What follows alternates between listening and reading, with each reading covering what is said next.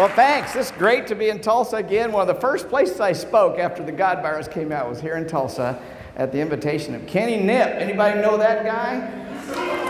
Love that guy. Sorry he's not here today, though, unfortunately. So I want to, first of all, give a couple plugs in. Rhonda Darrel, anybody know that lady? All right. She has been a faithful member of Recovering from Religion since way back, and she runs the group here, and she wanted me to give a plug for the RR group here. As you probably know, I started and founded RR back in 2009, but now we've got the great Sarah Moorhead. How many of you know Sarah? All right, cool. Running the organization, and she's making me look like an amateur. She's amazing with all sorts of stuff going on. And let's see. First of all, we just announced the hotline, the Recovering from Religion hotline. If you have a faith crisis, or you know somebody that has a faith crisis, they can call us, and we will quietly and calmly talk to you about anything you want. We're not here to convert or deconvert you, but we're here to listen to you. We've got over 80 volunteers answering the phones every evening of the week and 24 hours on the weekend. So let people know about 84 I Doubt It. 84 I Doubt It is the phone number. And you probably also know, I don't think this thing's working too well, there we go, about the Secular Therapy Project. It's another component of the Recovering from Religion. It's a part of this whole thing, like No Longer Quivering is a part of the support network, and the Secular Therapist Project, and Recovering from Religion, and the Foundation Beyond Belief, and oh gosh, I just drew a blank. There's so many of these groups, and we're trying to confederate. We're all trying to, Rebecca Hensler, No Longer Grieving, or Grief Beyond Belief, I'm sorry. And all these groups, we're trying to create a support system for seculars in the United States, in North America, in the whole world, actually. So if you know somebody that needs a good secular therapist, somebody that's not going to send you back to church or pray with you or read your chakras, go to seculartherapy.org. And we guarantee nobody's going to be religious in our database, because there's 4 of us atheists, and you have to pass by all 4 of us. So to hear more about what I'm going to talk about today, the myth of sex and porn addiction, you can go to my podcast, the Secular Sexuality Podcast, and I talk about this on episode number 9. But also I've got a couple other talks on it. So if after today you've got more questions and want to see more about it, I'll give you several resources before we're finished. Just like to always share some artwork. This is what was really going on before the Vatican censored it. So let's begin with a question. How many of you masturbate? I do. Come on, let's see it. All right. Now, imagine if I asked that question in a Catholic church, or a Seventh-day Adventist. Where's Ryan at? Ryan, Seventh-day Adventist church. No hands would go up. And yet, about 2/3 of you, and the rest of you are lying, raised your hands in here. So I want you to keep that in mind as I talk about this whole notion of the myth of sex and porn addiction. So what we're going to do today, I'm going to identify the roots of the whole concept of sex and porn addiction. I'm going to try to explain why this is a very destructive idea relative to sex-positive human sexuality. I've met so many atheists. I say there's no such thing as sex addiction, and they say, oh yes there is, my cousin's a sex addict. So we're going to find out about your cousin today. I'm going to talk about the science, or the lack thereof, in this concept. And we're going to look at some underlying issues about, well, okay, people do have trouble with sex. I'm not denying that. But what does that really mean? And we're going to explore what that means for you or for people you love or care about. So is there a problem? I'm going to play a short video of an interview I did with the Australian Broadcasting System a couple years ago. I want you to watch this and see if you can spot any problems with the way they're conceptualizing and using this notion of sex and porn addiction. Now, changing directions, Todd, you're bringing us our feature story tonight. Yeah, the debate about whether porn addiction is real or not has been around for a long time, but when you add religion to it, it gets even more complicated. It was kind of taking over every kind of aspect of my life. Jason Huxley is a loving husband, father, and a devout Christian. He's also a former addict. But alcohol or drugs aren't his vice. Porn is. I was staying up late at night watching stuff, getting up early on Saturday mornings. You know, Laura would have a sleep in and I'd have a porn in. And, you know, it sounds terrible, but that's just what I did. Jason married Laura when he was 22. While he'd watched porn before that, he says it was only after the wedding his viewing habits spiraled out of control, to the point where he was watching up to 8 hours at a time.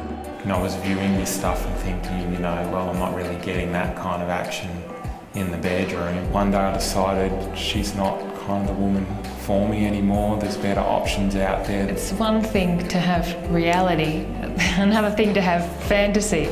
Fantasy never has sort of bad hair days or bad mood swings or anything like that normal life has. Laura refused to let Jason walk away from their marriage and agreed to help him kick the habit. She even started taking the modem with her when she left the house. That lasted about a week until I went out and bought another modem. Without me. Yeah, I didn't know about that. So I had a decoy modem. But the catalyst was when Jason spent a whole day viewing pornography when he was meant to be painting the house. It kind of really hit me. Here I am, spent the whole day viewing porn, which I'm not meant to be doing, with a modem that I'm not meant to have.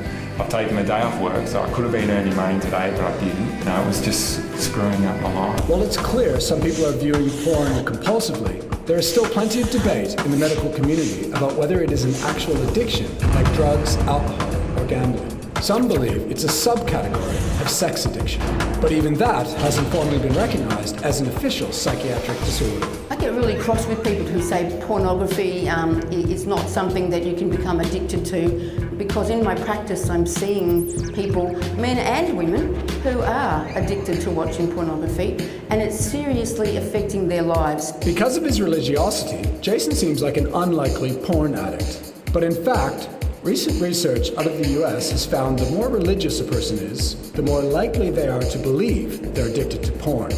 Here's a way to understand this. Don't think of a pink elephant.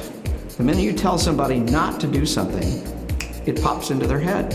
If you're being told since the day you were born that sex is bad, sex is wrong, it's like religion is constantly reminding you of the very thing it doesn't want you to think about. I tried to stop so many times and I just didn't know why I couldn't stop.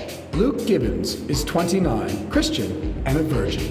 Like Jason, he discovered porn in his teens. Although I was viewing like several times in the week, but it was probably the length of time, so I saw it taking up sort of all night, and I just would be glued there all night until early morning and get an hour's sleep and then go to work with hardly any sleep. In his mid-20s, Luke checked into a rehab clinic. There were people of all addictions in this rehab, so people who suffered from drug addiction, alcohol addiction. It was a hard time, it was pretty full on, but also the most worthwhile 6 weeks of my life. Today, Luke abstains from pornography, just like he abstains from sex. Porn isn't the problem. Absence is the problem. Human beings are programmed to reproduce.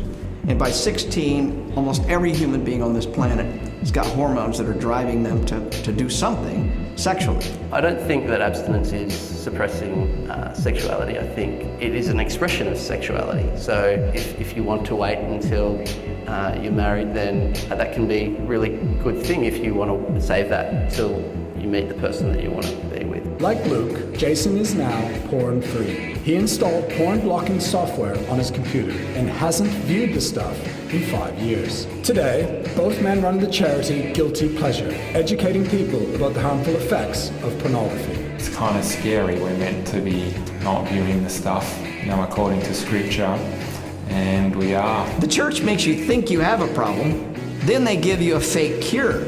Come back to church to get over the guilt that we taught you in the first place. It's a great marketing campaign. Yeah, I mean, that's a really controversial thought, that the church markets guilt, which then fuels porn addiction, and then the church sells itself as a solution to that. I don't know how accurate that is, but it is a big thought. I know it reminds me of church because they're constantly saying, oh God, oh God. I just want to take my hat off.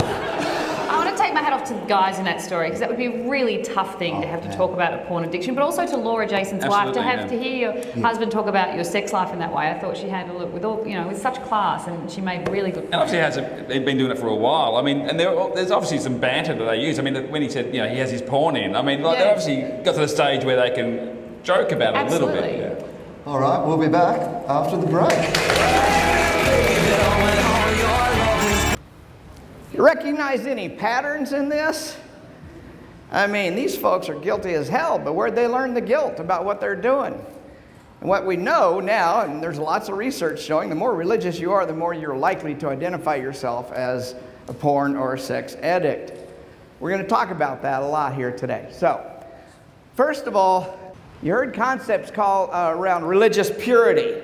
Did you hear anything about the spouse shaming the other person? Did you hear any clinical diagnosis? She diagnosed her husband as a porn addict. There wasn't any clinical diagnosis in there. That was a spousal diagnosis. And we see that a lot. We see spouses and parents doing that.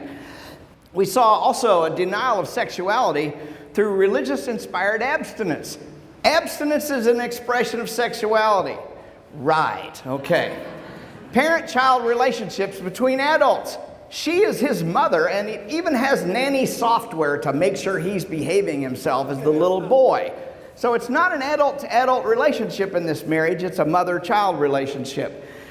And as I said earlier, the spouse is doing all the diagnosing.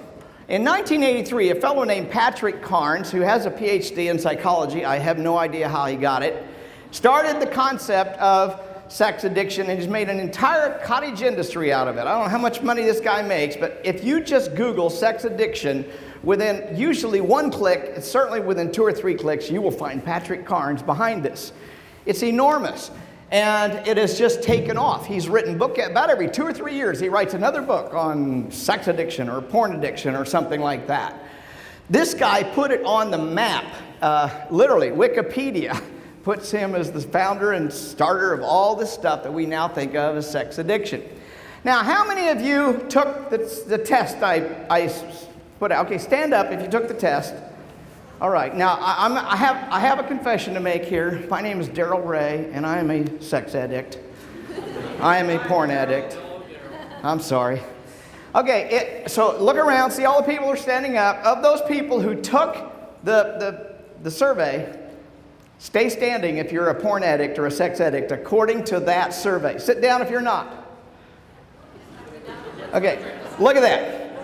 By my calculations, thank you folks, thank you for your help.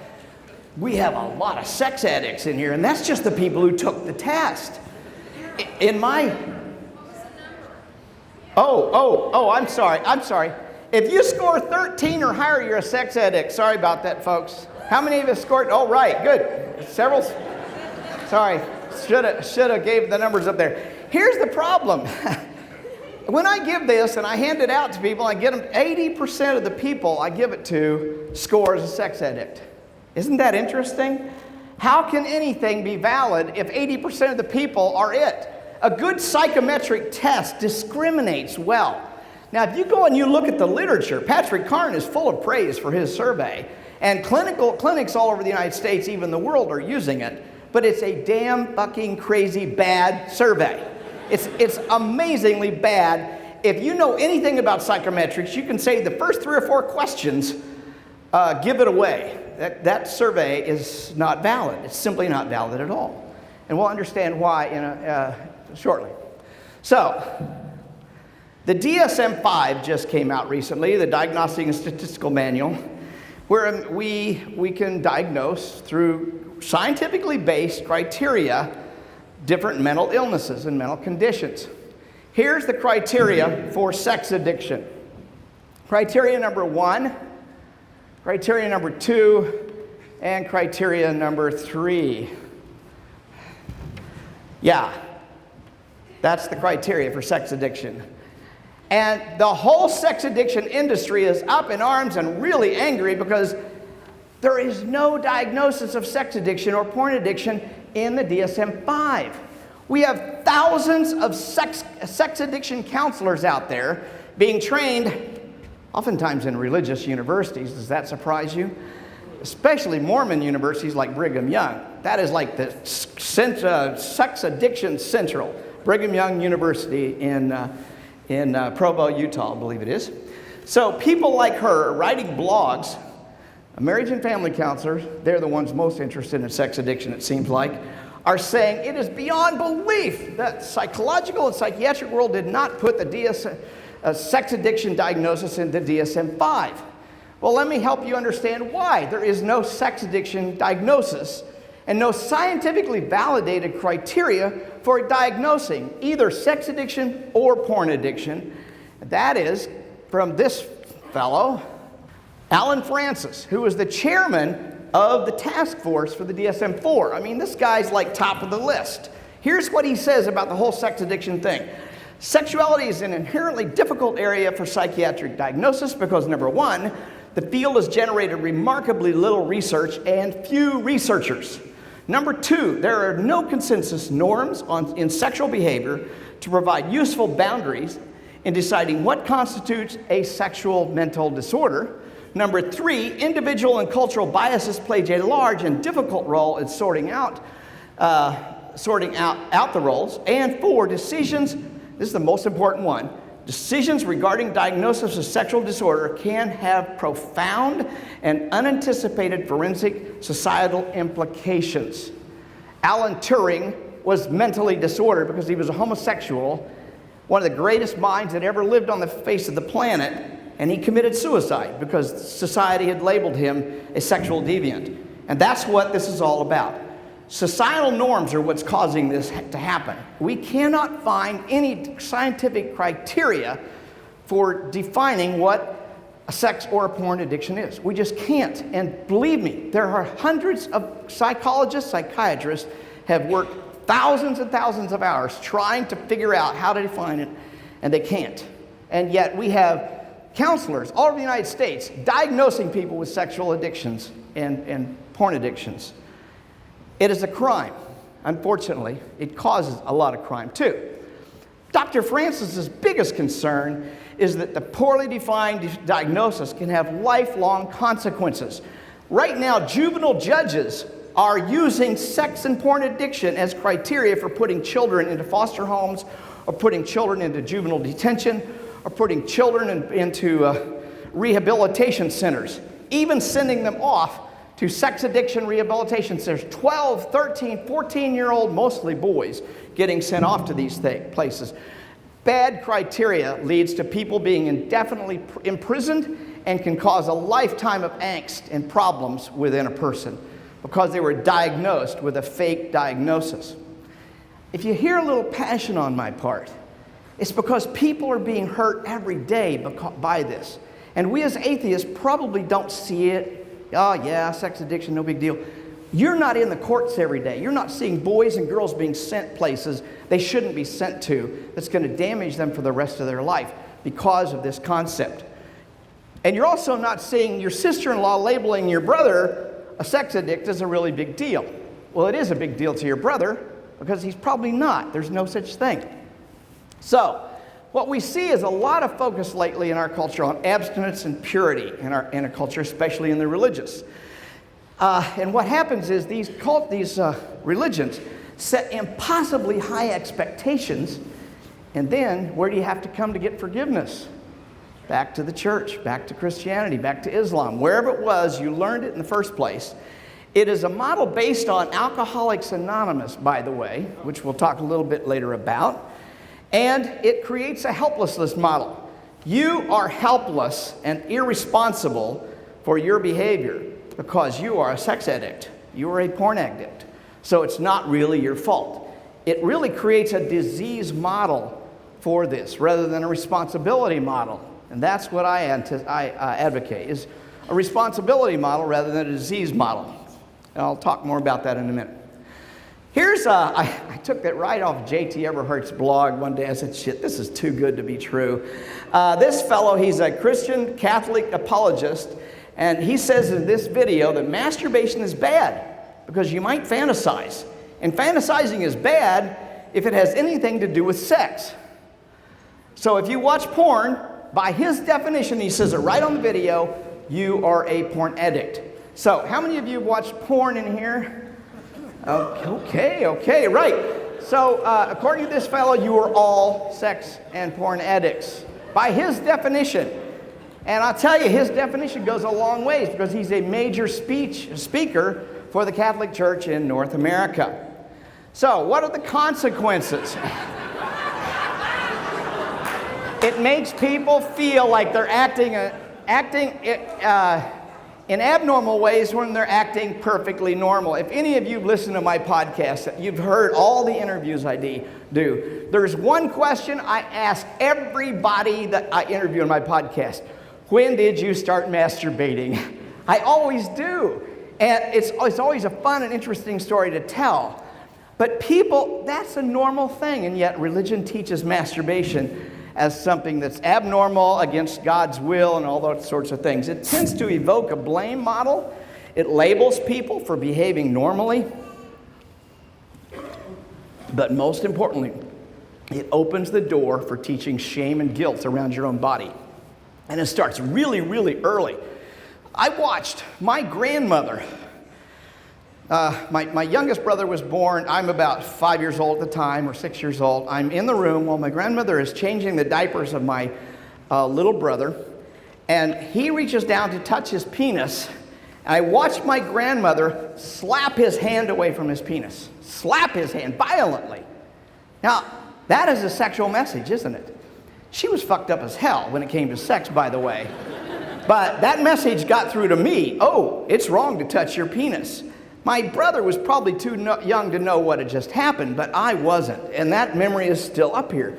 So when you think about when are people being sexually programmed, it starts almost at infancy in our culture. So if you feel religious shame and guilt, you may not realize it comes from religion, but it almost always does.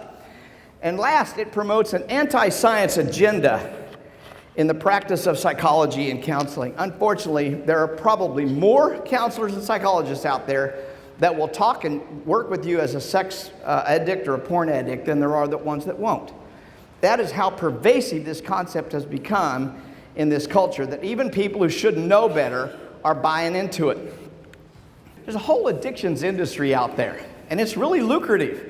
If you can get somebody sent to an addictions rehab center, you can collect a lot of money from a lot of different places. But the research on addiction is woefully inadequate, as we heard earlier. There is actually no peer-reviewed research in the last 50 years that shows that Alcoholics Anonymous works. Let me repeat that. There has been no research in the last 50 years that shows Alcoholics Anonymous has any impact on alcoholic rehabilitation. Nada. Zero.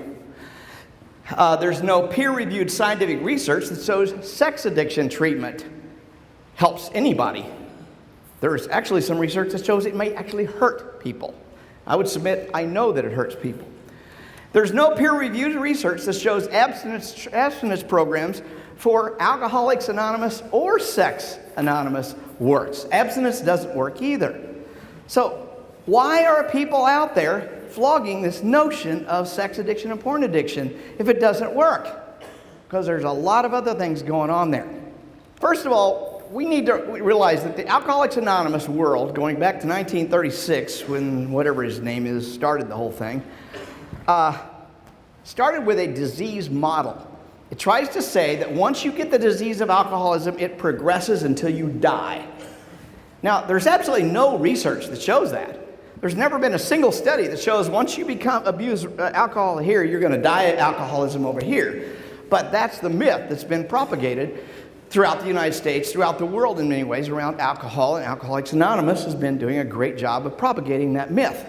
Unfortunately, now they've moved it into sex addiction because, it's a new opportunity for marketing. So now how does abstinence work with alcohol? How does abstinence work with sex addiction? Well, it works a lot worse with sex addiction, by the way. And there's no evidence for either one of these as a treatment modality. So, there's no research because Alcoholics Anonymous is a religion. There's no science behind Alcoholics Anonymous. Alcoholics Anonymous would never fund scientific research that shows it's useless. So they go to great lengths to not allow any kind of access to their system, to their database, to anything else. Of course, it's under this anonymous notion, but there's no proof or evidence that Alcoholics Anonymous works. 50 years of research, actually going back 80 years almost. The same thing true of Sex Addiction Anonymous, SA. There's no evidence that it works either. No peer-reviewed research. Now, there's lots of anecdotal research. There's lots of anecdotal stories. But as we all know, we can find anybody to tell us anything about something sooner or later. I mean, those two guys are no longer sex addicts. Do you believe that? What you saw in that video? So Alcoholics Anonymous and Sexaholics Anonymous is just religion disguised as valid therapy. And it's not valid therapy in the psychological world. If you don't believe me, look through this. I took the 12 steps. Of course, the 12 steps of Sexaholics Anonymous just was stolen directly from Alcoholics Anonymous. How many references to powerless and power greater than me and God? 1, 2, 3, 4, 5, 6, 7, 8, 9, 10. Of the 12 steps, 10 of them have to deal with some kind of a God or higher power or your powers or your worthlessness. That doesn't sound like a treatment modality I want anything to do with. You're a worthless, useless human being, but you got to come to us to get any kind of treatment. Sounds like a good marketing tool for guilt and shame, which is what religion does best. So I call this the Oprah Effect. Now, I think, is Paris Hilton, is she a sex addict? I don't know. Conflict over sex addiction is important to humanists for several reasons. Sex addiction is a special weapon now used by the religious right to combat perceived liberalism, to ignore science, and to ignite fear. It also helps legitimize anti-sex moralism and bigotry, and psychologists, judges, legislators, and the media are buying into it. This is a direct quote from Marty Klein's book, article on You Are Addicted to What? ? And his book, America's War on Sex, an excellent book. After you've read my books, you should go read his after that.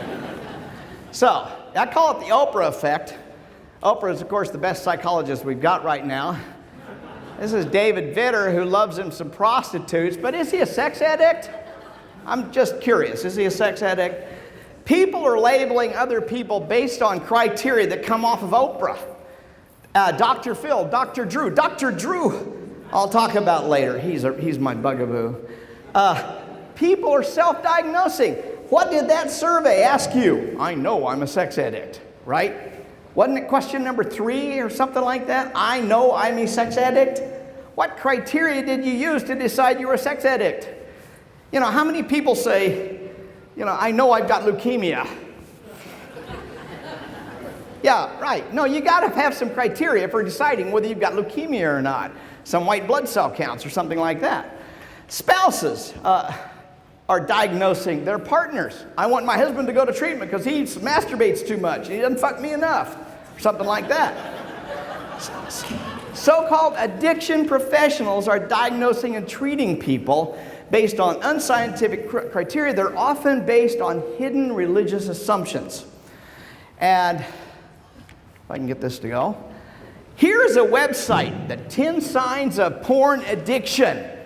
Okay, you want to read this because you want to find out if you're a porn addict, especially if you want to find out if you're a husband, because it's almost always husbands. You almost never hear about women or females being identified as sex addicts.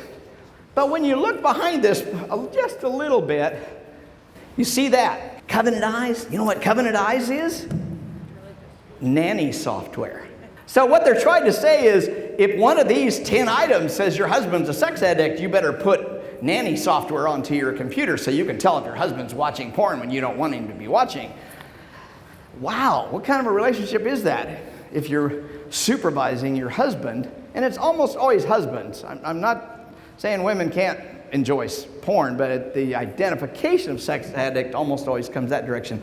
I was listening to our local NPR station, KCUR, back in October 9th, 2013, and I was driving down the road. I almost had a wreck.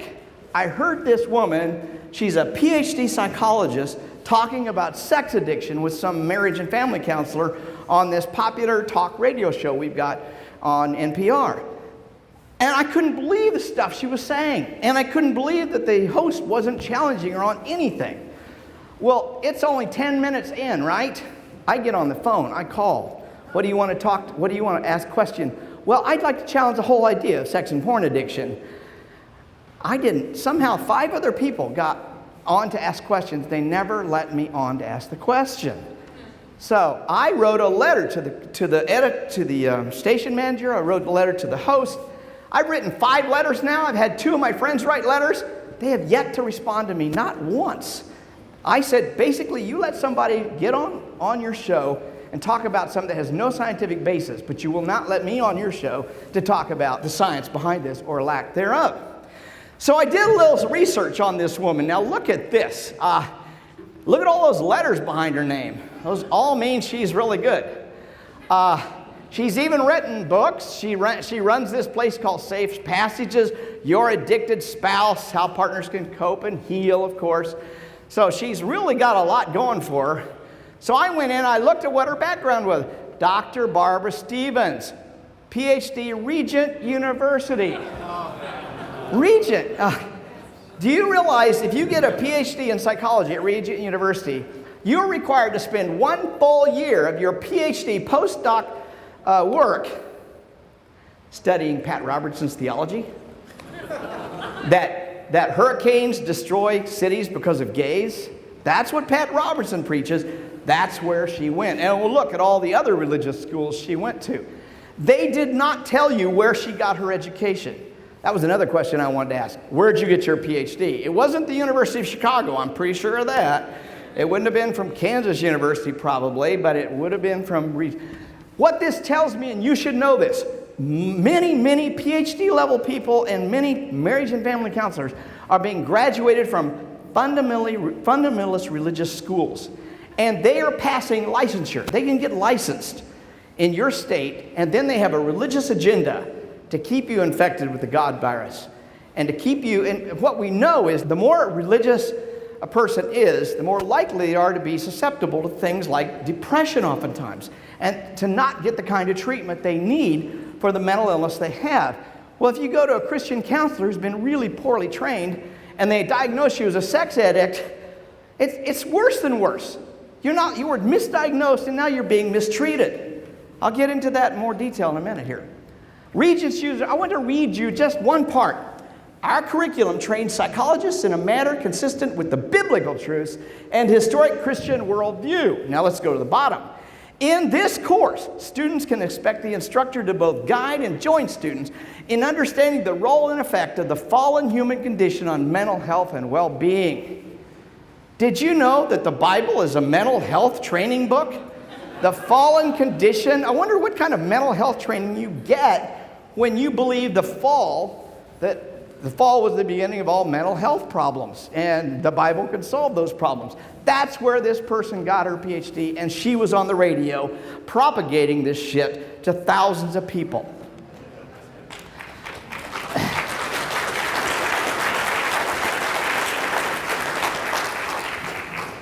The sex addiction field is really a form of religious indoctrination in my estimation. It has shaming, especially shaming of men.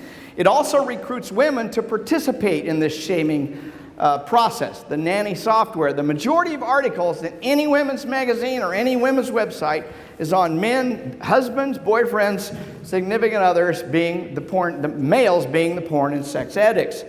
And there are entire support groups of wives out there, wives support groups for sex and porn addiction.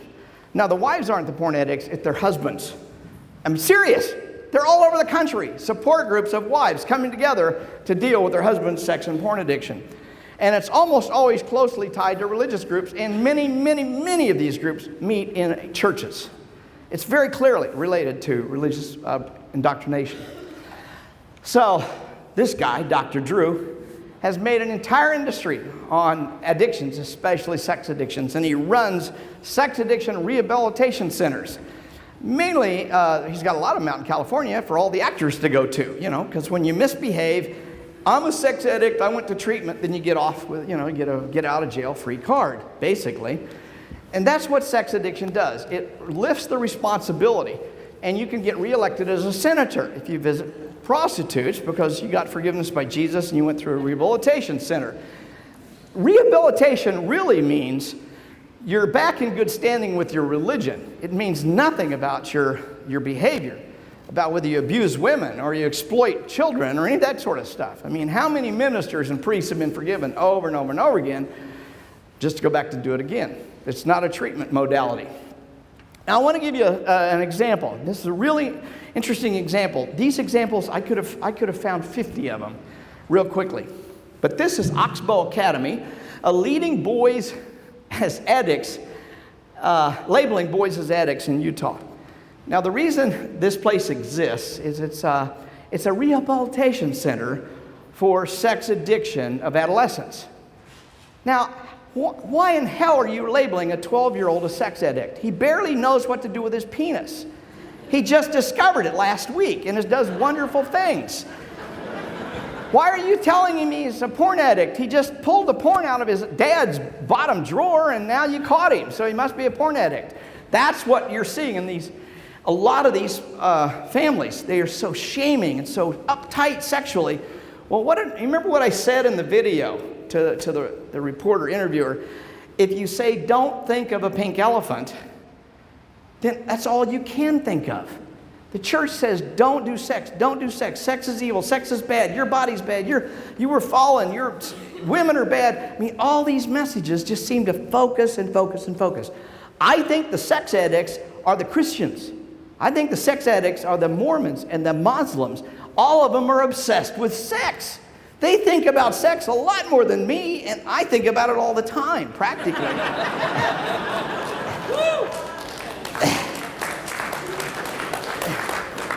So, this group claims that they're a secular organization, but almost every one of their staff members is a Mormon, and every treatment staff member is a Mormon. They claim they're secular, and they take children, and they're all children, 18 or younger, from all over the United States to their organization. Now, they take insurance money.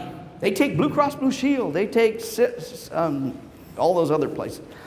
Interesting. How do they take insurance money if there's no DSM classification for sex or porn addiction? Well, what they do is they tell the parents, well, your child's a sex addict, send him to us and we'll treat him.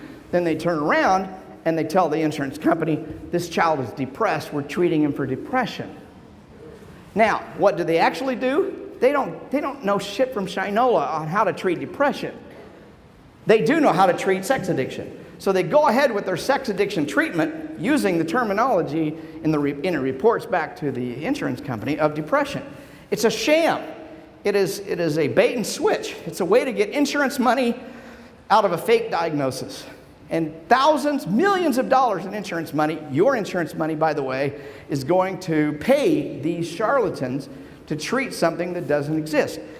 Now, if you looked at the documentation that the insurance company is getting, it all says depression or bipolar, or psychotic break. It says something that sounds psychological, but that's not what they told the parents.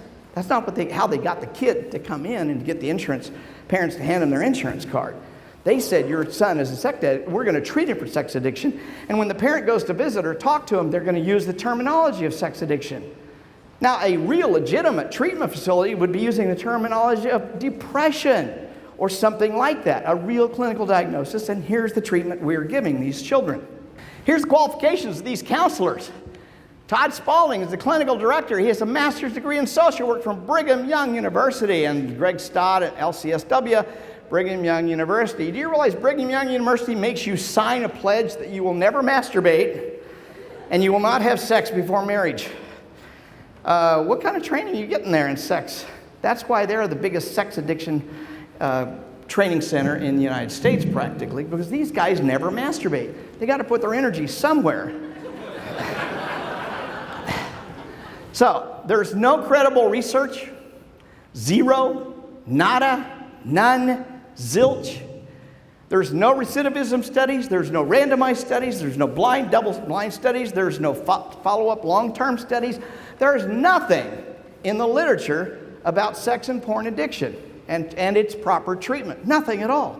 There's just a hell of a lot of common sense, mostly coming from religious organizations. So sex and porn addiction are diseases of religion. Think about that. When I left religion, I lost a hell of a lot of my guilt and shame about sex. And what we've seen, and I've heard this so many times, but the literature actually shows, and I mean literate, peer-reviewed literature shows that the more religious you are, the more likely you are to be viewing porn. less religious and secular people actually view less porn. We still view porn, but we view less of it. What's the highest porn viewing state in the nation? Utah. What's the second? Number 2. Mississippi. Oklahoma's probably right behind them, I'm not sure. So if you eliminate religious notions, and sex-related problems are oftentimes much easier to treat. I am not saying people don't have trouble with sex. I'm saying when you put guilt and shame into the mix, it really, really complicates the treatment, because you first of all start off with a misdiagnosis. So I'm going to diagnose you with leukemia, and we're going to start treating you for leukemia. Never mind, you've just got a cold, but we're going to treat you for leukemia. That's basically what's going on here. You misdiagnose somebody, you treat them, you charge a lot of money for it, it doesn't work. Well, the problem was with you. It wasn't with the treatment or the lack of diagnostic criteria. My friend and colleague, again, I'm going to quote from Dr. Marty Klein out of San Francisco, licensed psychologist, made a hugely important article, published it in the American Humanist magazine about a year ago, called "You Are Addicted to What?" And he goes into some great detail. I really urge you to get online and read his article. It sums it all up really quickly, even faster than I can do it in this talk. But he has 2 books out, America's War on Sex and Sexual Intelligence, both I recommend. But what do you think? This guy got a sex addiction problem? He sent somebody some texts of his naked whatever. Does that make you a sex addict? Well, what about that guy that was visiting prostitutes on a regular basis? Is he a sex addict? Yeah. I don't know if he is or not, but this guy did something much less than he lost his seat in Congress. David Vitter got reelected as a senator because he went and got forgiveness. This guy said, I ain't getting forgiveness. I don't need forgiveness. All right. Hey, do you think these guys are sex addicts? They had to have sex for all 19 of those kids. Somebody's getting a lot of sex there. And how about this guy right here who just got caught a week or 2 ago doing something with one or more of these sisters of his, little incestuousness there going on. I think Jim Bob may be a sex addict, but we haven't found out just yet. It hasn't come out that he actually looks at pornography too. This was for Vicki Garrison's benefit, by the way. I appreciate all that she's doing right now. Here's a great book by Dr. David Ley, one of the few people that's come right out and said this is all bullshit and wrote a whole book on it, The Myth of Sex Addiction. It's an excellent book. You read that book, you'll realize all this stuff is crazy and mixed up, and it's led to a whole cottage industry by that Patrick Carnes guy. Do you think Bill Clinton is a sex addict for wanting to get a blowjob once in a while? I don't know. But he didn't inhale. That we know he's not. He's not a drug addict, at least.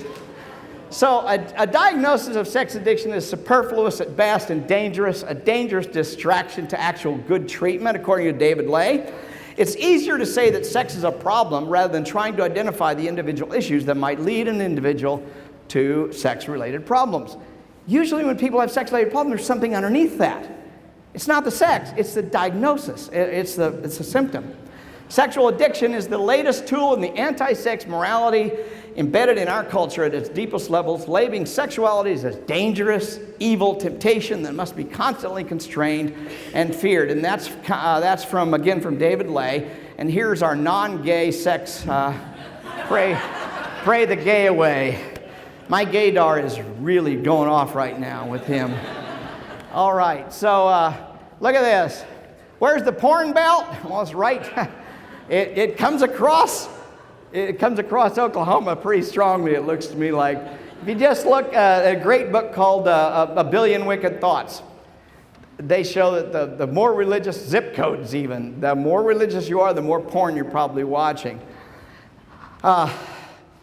Religious people are more likely to be addicted to porn in self-reports. This is a legislator who's supporting anti-gay and porn legislation in Florida as he looks on his computer during the legislative session while he's getting his bill put forward. Just Republican senator there. Porn viewing habits were no different between religious and non-religious people, but perception of addiction related closely to religiosity. That's from several different studies. that have been done recently. We're surprised that the amount of viewing did not impact the perception of addiction, but strong moral beliefs did. That's from a recent study by Joshua Grubbs and Case Western University. I don't know, was he a sex addict, because he liked to have lots of sex? What we see in the sex addictions industry is there's abstinence only, there's moral judgment, there's poorly defined diagnostic criteria, and there's culturally and religiously biased stuff. There is no way any of this can possibly be of help to anyone. Mae West, she said, I was once pure as snow, but then I drifted. Was she a sex addict? I don't know. Yes, but there are problematic sexual behaviors. I have no doubts about that, no problems with that. But to call it an addiction is totally inappropriate because we don't have the criteria for that. And there's no diagnosis for it. So are these problems, is Larry Craig, he goes around knocking on bathrooms and airports to see if he can get some gay sex. Is he a sex addict? After a divorce, a man masturbates this is a little test for you. A man masturbates 4 times a day after he gets divorced. Is he a sex addict? A husband is away on a military duty and his wife picks up men at local bars. Is she a sex addict? A teenage boy steals porn magazines from the gas station. Is he a sex addict? A single woman says she never wants to be married. She prefers affairs with married men, says they're less trouble. I've heard all of these and many, many more. Tell me, which one of these is a sex addict? No, there may be some problematic behaviors here. They're acting out. The divorced man, he's probably depressed as hell. Has nothing to do with sex. He's trying to deal with his depression. And I could go through the list. If you do a proper diagnosis, you can actually do a proper treatment for somebody like this. Okay, so harmful behaviors need treatment and assistance. Yes, there are harmful behaviors that are related to sex and sexuality. The addiction label adds nothing to the diagnosis, and it shames people. People who feel ashamed actually avoid treatment, and their problem gets worse oftentimes.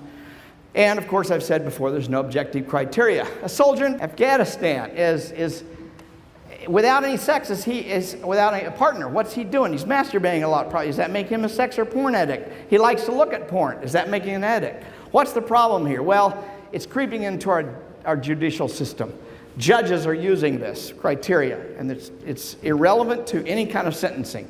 Children are being labeled as addicts at such incredibly young ages. Parents are being told by clergy and by teachers that their child is a sex or a porn addict. Religious groups are using it in their abstinence-only training and telling people you become a sex addict if you look at porn on the internet. Children are calling each other sex addicts. Children in the locker room are saying you're a sex addict because you looked at porn. Who is a child to be labeling somebody a sex addict? That's the kind of criteria diagnosis is happening. Media are telling us that people are sex addicts. Oprah tells us people are sex addicts. Dr. Drew, and so forth and so forth. So, what does it matter? Well, according to Dr. Klein, when homosexuality was called a mental illness, it mattered. When women were called frigid or nymphomaniacs or hysterics, it mattered. When a patient is diagnosed or possessed by the devil instead of schizophrenic, it clearly matters. It determines the treatment to be used and who is qualified to administer the treatment. Right now, ministers think they're qualified to administer the treatment for sex and porn addiction that they themselves diagnosed. That's fucked up.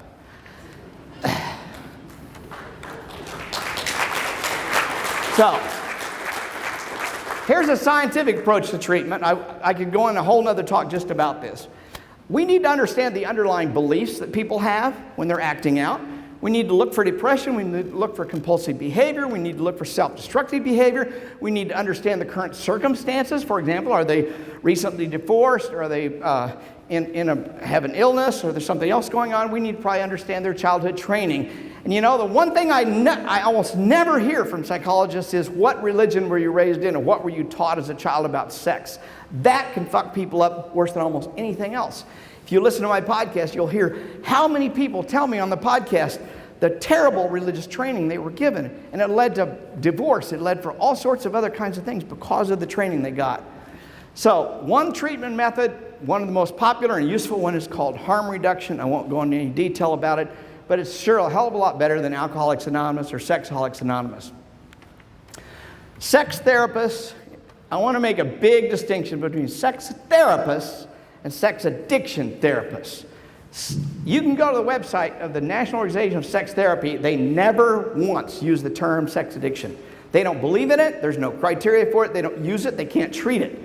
So sex therapists would never use this term. If you hear a sex therapist talking about sex addiction, get the hell out of there. They don't know what they're talking about. It doesn't appear anywhere in the website of the American Board of Sexology. Again, because it's not valid criteria. So, what do you do if you encounter a sex addiction counselor? Get the hell out. All right, now, I just say, in order to understand this, show me the science. That's all I want. Show me the science. If you got good scientific criteria for doing something, then we'll move forward. But so far, we have no science. Now, let me conclude by saying I am not a Christian, and I don't have to act like a Christian. And yet I see so many atheists out there being uptight about their bodies, about their sexuality, about how they talk about sex, how they interact with their spouse or their partner about sex. And that's part of the reason I wrote my book, Sex and God. I want to help us get over that shit. There's no reason for us to be uptight sexually. That's what religion does to us, and we can deprogram ourselves in this area. So it's religion. Sex is religion's weak spot. It's the place that's they're most vulnerable. And you know how we know that? Because that's what they're always talking about.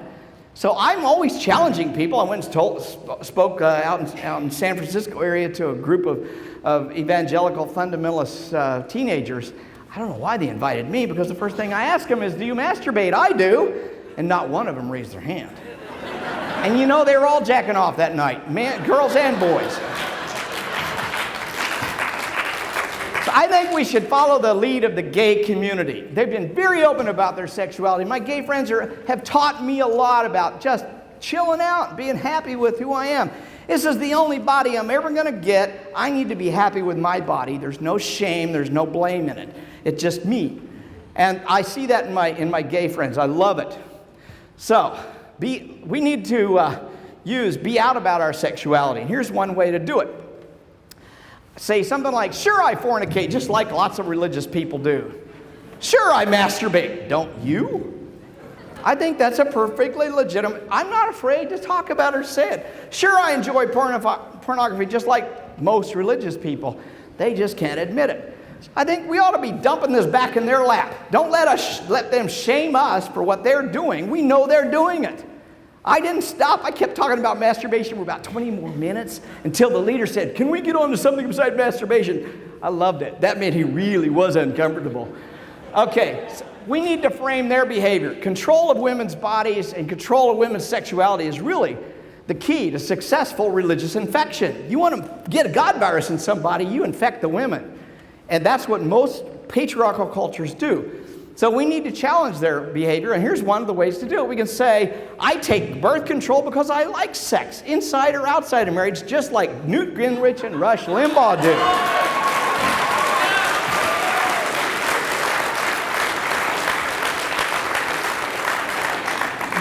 This asshole was shaming, what's her name, about wanting birth control, and he's got 4 wives. This guy has probably screwed more women than he's got fingers, toes, and, I don't know, bills in Congress to count. All right, so I am a secular sexual. I am out about it.